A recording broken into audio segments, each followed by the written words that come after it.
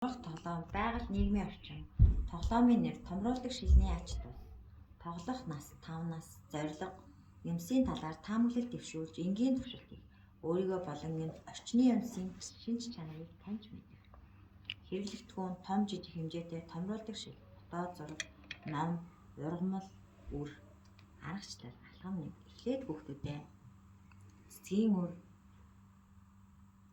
хөрс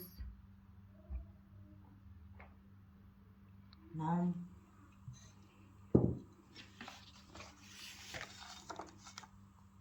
тоо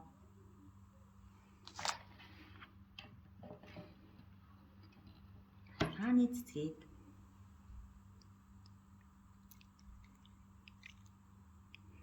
томруулдаг шилээр харцгаая.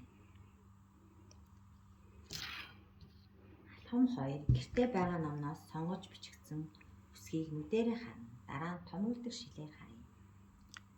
Өөрийн гэрэл зургийг энгийн нүдээр харна. Дараа нь томруулдаг шилээр харж ямар ялгаатай байгааг ярьцгаая. Дасгалгааны ургамлын навчийг нүдэрээ сайн харна. Дараа нь томруулдаг шилээр илүү тод харж юу мэдснээ ярилцгаая. Томруулдаг шил юмсыг илүү тод, том харагдуулдаг. Юмсыг илүү сайн таньж мэдэхэд томруулдаг шил тусалдаг.